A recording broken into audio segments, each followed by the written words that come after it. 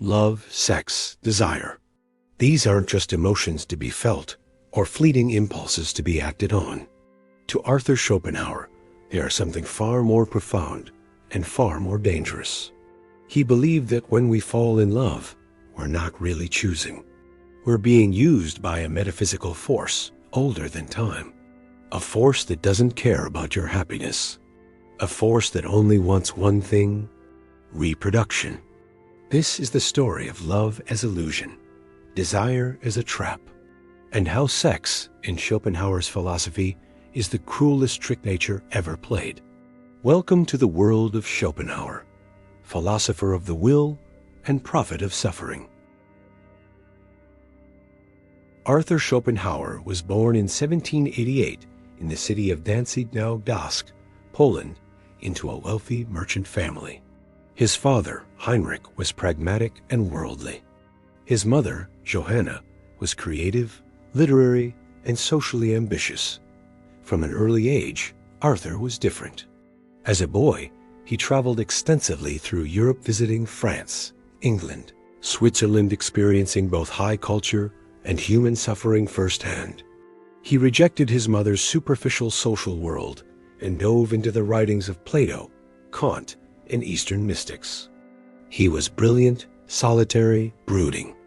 After his father's mysterious death and apparent suicide, Schopenhauer turned toward philosophy with relentless seriousness. At just 30 years old, he published his magnum opus, The World as Will and Representation. It was radical, it was bleak, and no one read it. Overshadowed by the rising fame of Hegel, Schopenhauer lived much of his life in obscurity, mocked and marginalized.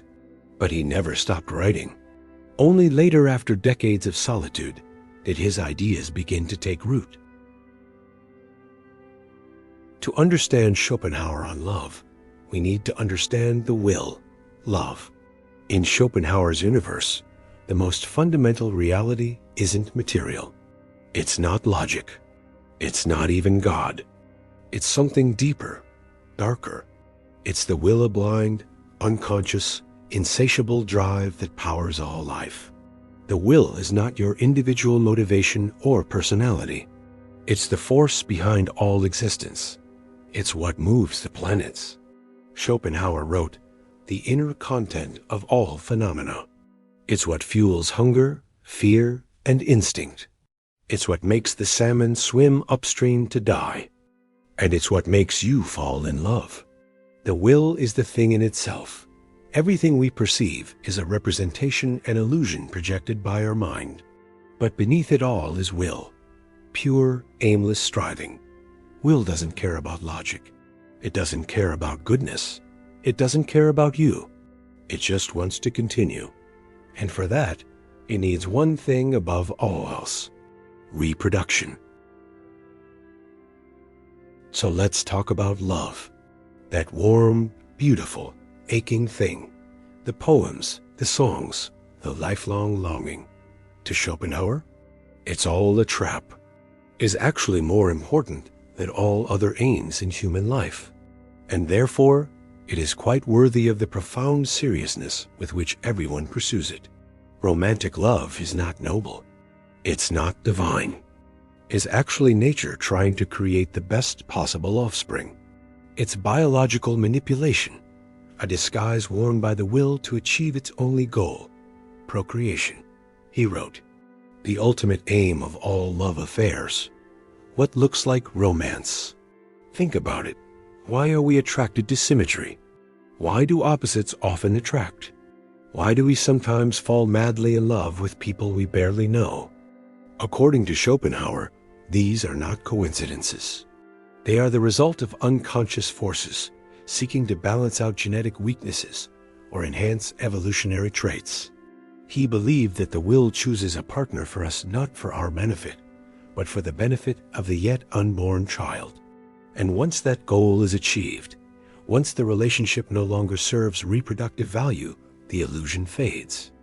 The passion dies. The magic collapses. And what's left is often resentment, boredom, or suffering. For Schopenhauer, Sexuality was not just an important part of life. It was the central part. Sex is the most direct expression of the will, the purest channel, through which it expresses its need to continue existing. He wrote, "The sexual impulse is the most vehement of all cravings. It overrides every other. It dominates human life-shaping behavior, culture, war, and art. Why do people risk their lives for sex? Why do we spend so much time and energy on romance? Why do we feel euphoria during orgasm? And then, sometimes, despair afterward? Because we are being used. To Schopenhauer, we are merely vessels, vehicles for genes. And this makes sex tragic, because even our greatest pleasures are rooted in the same force that causes all suffering, the will to live. Pleasure is a momentary reward the will offers to keep us reproducing. But once the act is done, the pleasure fades and often leaves us emptier than before. This is why Schopenhauer noted, desire is infinite, but satisfaction is fleeting. We always want. And when we get what we want again." Now, here's where things get truly grim. For Schopenhauer, to bring a child into this world is to create a new vessel for suffering. Why? Because life is not a gift. It is a burden. The greatest crime, he once wrote, is not murder, but birth. He believed existence itself was a mistake, that every creature born into this world is condemned to desire, struggle, and ultimately death. So when the will drives us to reproduce, it is not offering joy, it is perpetuating pain. Romantic love, then, is not a blessing. It's the will's bait. Sex is the hook. And children are the consequence. New souls hurled into a world of need and decay. For Schopenhauer, the ethics of reproduction were deeply troubling. To have children is to sign them up for illness, loss, aging, death. And to do that in the name of love, that to him was the greatest irony. And what happens after love does its job? The veil falls. Once the will's biological mission is complete, once reproduction is secured, passion often fades.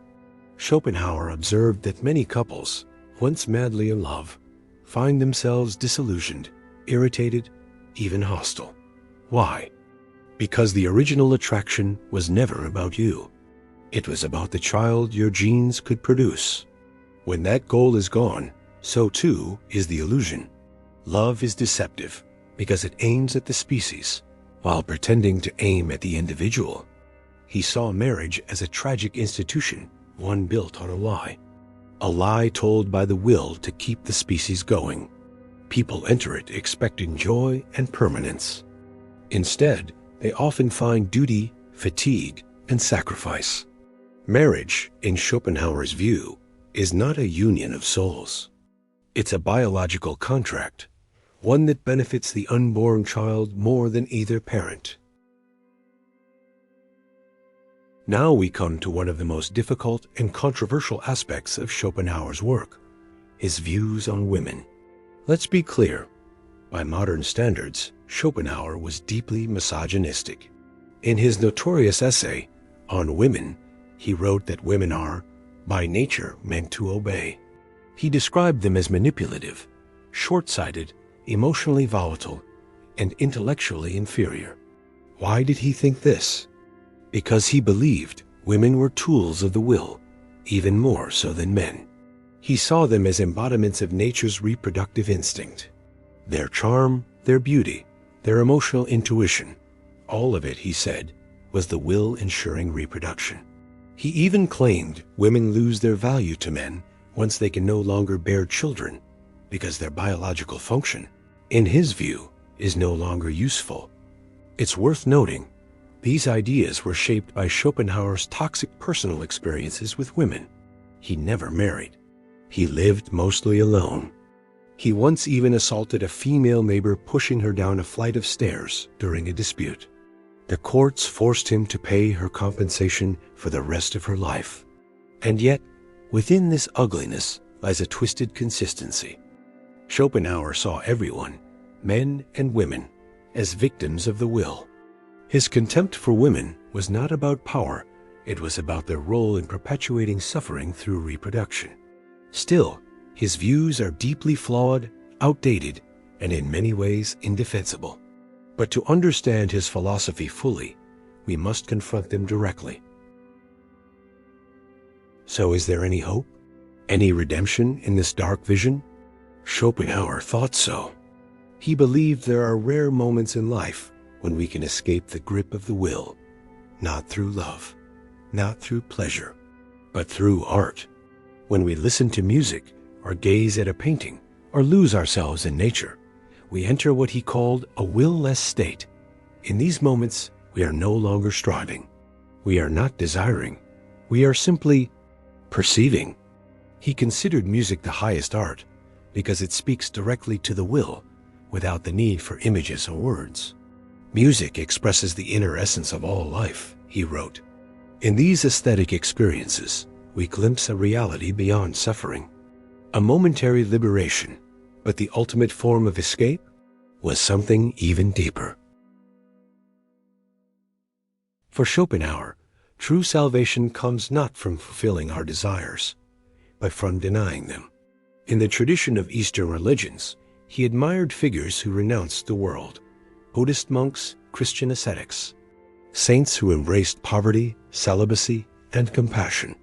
He believed that by denying the will, we can free ourselves from the cycle of suffering. This means rejecting pleasure, ambition, sex, even the desire to live. To many, this sounds extreme, even nihilistic. But to Schopenhauer, it was liberation. The will may dominate life, but consciousness, awareness, and self-restraint can overcome it.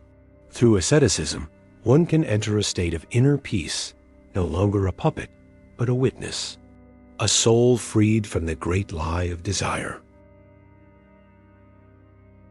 Schopenhauer lived in obscurity for most of his life, but after his death in 1860, his ideas ignited a philosophical wildfire.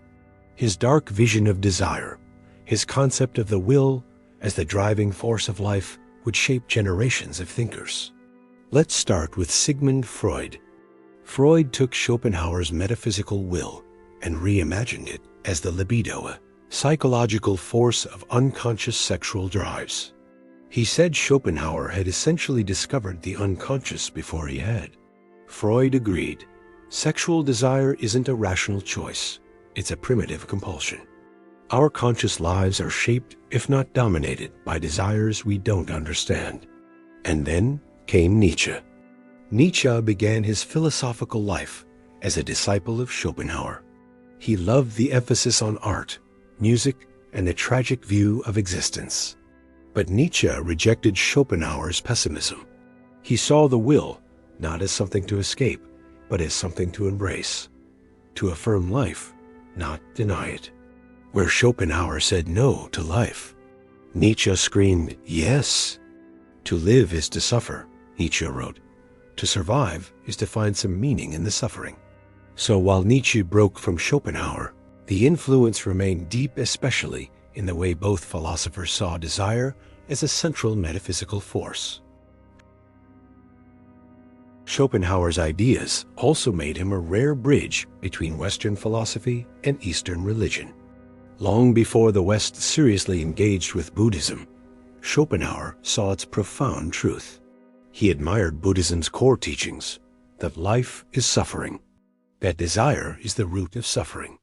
That enlightenment comes from renunciation, stillness, and detachment.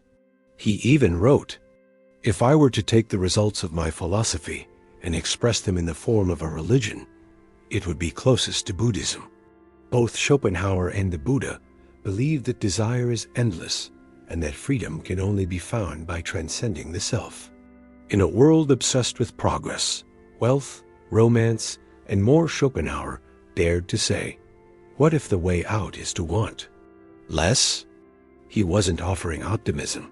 He was offering escape. Let's return one last time to love. Why do we love?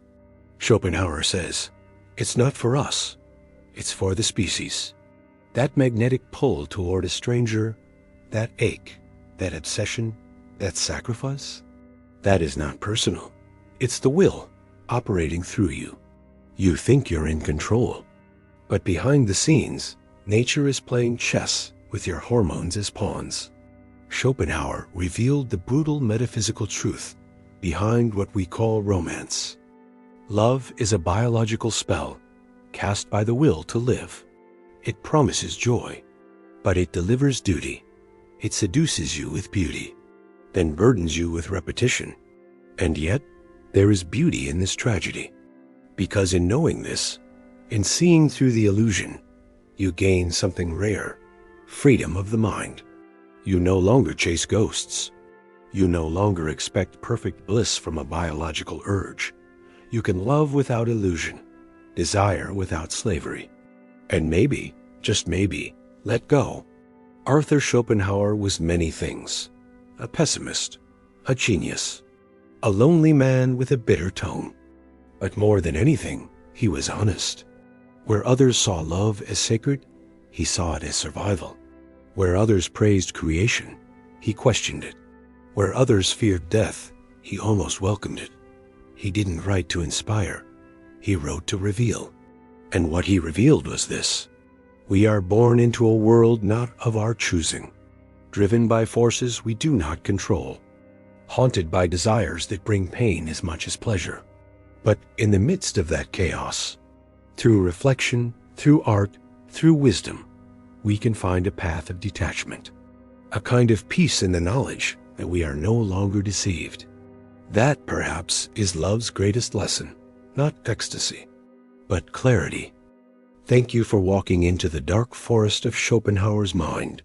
He taught us that love, sex, and desire are not just emotional dramas. They are metaphysical engines of existence. But he also gave us a way out, a path to inner stillness, to letting go, to waking up. So what would Schopenhauer think? Of dating apps? Of Tinder swipes and Instagram thirst traps? Of dopamine rushes from likes, texts, and hookups? He would not be surprised. In fact, he'd say this is exactly what the will wants: more desire, less fulfillment, more attraction, less connection. Every swipe, every match, every short-lived fling is another illusion, another game played by the will in its eternal quest to reproduce, regardless of your well-being. Even in modern hookup culture, where reproduction may not be the goal, the psychological architecture is still at work. The rush of desire, the collapse after gratification, the loneliness that returns. Desire is infinite, Schopenhauer warned, but satisfaction is only momentary. He might even say we've become more enslaved, not less. Technology has accelerated the pace of desire, but it hasn't freed us from it. And in a culture where love is branded, sexualized, and commodified, the will has gone digital, hidden behind filters, profiles, and algorithms. We don't choose. We're chosen for someone else's code of compatibility. And most of us don't even notice. What about celibacy? Would Schopenhauer celebrate celibacy movements? Probably.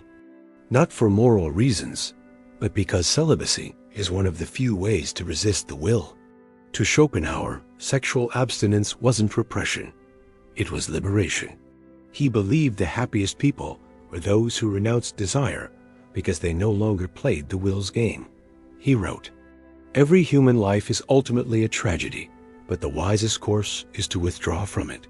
For him, the celibate philosopher, the monk, the artist lost in creation, these were not weirdos or failures. They were heroes of resistance, not in rebellion, but in stillness. Because in refusing the call of reproduction, they stepped outside the cycle of becoming and moved toward pure being. Another path Schopenhauer offered? Art. He believed art, and especially music, was a way to momentarily quiet the will. When you listen to a symphony or lose yourself in a novel, you're not striving, you're not chasing, you're simply perceiving. This is why Schopenhauer held artists and composers in such high regard. They don't escape the will completely, but they show others how to bear it. Their work becomes a mirror, a refuge, a kind of metaphysical relief. The man who is lost in aesthetic contemplation is no longer an individual, he wrote, for he has forgotten his personality. In this forgetting, there is freedom, which leads to a provocative question.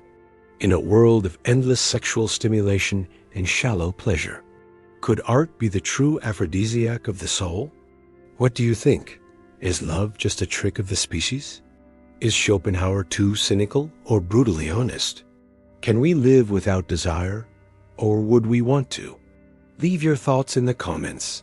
And remember, sometimes philosophy doesn't comfort us. It confronts us. It tears away the veil. But when it does, we see life more clearly than ever before. And in that clarity, there is strength.